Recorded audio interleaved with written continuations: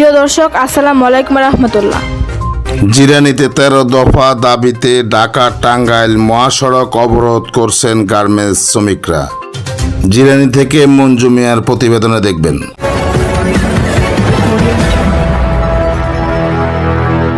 Dear viewers, Generation on TV, I welcome you.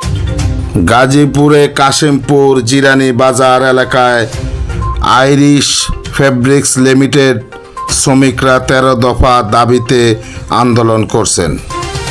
বৃহস্পতিবার 3 August সকাল 8টা থেকে এই 13 দফা আন্দোলন শুরু করেন শ্রমিকরা।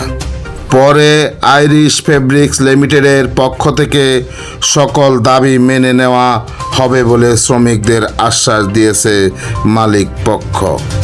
বের হয়ে যাওয়ার সময় শ্রমিকরা মালিকের গাড়ি পথ বন্ধ করে দেয় ও ঢাকা টাঙ্গাইল মহাসড়কের গাড়ি চলাচল বন্ধ করে দেয়। সেখানে আইনশৃঙ্খলা বাহিনী, শিল্প পুলিশ ও যৌথ বাহিনীরা দীর্ঘ 1 ঘন্টা পর যান চলাচল নিয়ন্ত্রণে আনে। তবে শ্রমিক পক্ষ 24 ঘন্টা আলটিমেটাম দিয়েছে। তাদের এই দাবিগুলো না মানলে তারা আবারও আন্দোলন চালিয়ে যাবে বলে জানিয়েছে। তাদেরকে মানসিকভাবে চাপ দিয়ে যেভাবে করা হয় সেভাবেই করা। মূল বিষয় হচ্ছে সব কথার এক কথা, গাছের গোড়ায় যদি ঠিক থাকে তাহলে আগাল ঠিক থাকে। মেন কথা হলে এটা ডিজিএম পদত্যাগ হলে সবকিছু ঠিক হয়। এটাই আমাদের কোনো কিছু দাবি নেই। আমাদের এইটাই দাবি, আর অন্য কোনো কিছু দাবি নেই। মালিক বলছে উনি এটা লিখিত নিয়ে উনি শনিবার থেকে এইটা বিশেষ করে কার্যকর বলছে যে আমার ফ্যাক্টরি দাবি এইভাবে চলবে না। ঠিক আছে, তারপর আমাদের মনে করো যে ফলার ইনচার্জ কর্মকর্তা নির্দেশ পদত্যাগের বিষয় উনি 1 মাস চাইছে না। এটা আমরা আপনাদের সময় কত আমাদের যেগুলো দাবিটা 13টা দাবি ছিল, 13টা দাবির ভিতরে একটা দাবি আমাদের কোনো কিছু কি করে মানে নাই। আমরা আজকে সবকিছু কমপ্লিট হবে। আমাদের যেগুলো দাবি ছিল এগুলো খুব বেশি না, হাজার হাজার কোটি টাকার দাবি না। নাইট বিল মাত্র 50 টাকা চাইছে, ডিনার বিল 100 টাকা, তারপর টিফিন বিল 50 টাকা।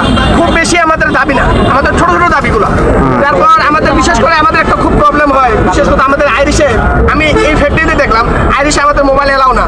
এই ক্ষেত্রে আমাদের প্রচুর সমস্যা হয়। বাসা প্রবলেম হলে বাসা যদি ফোন দেয় তো ফোন দিলে আমাদের ফোন দিতে পারি না।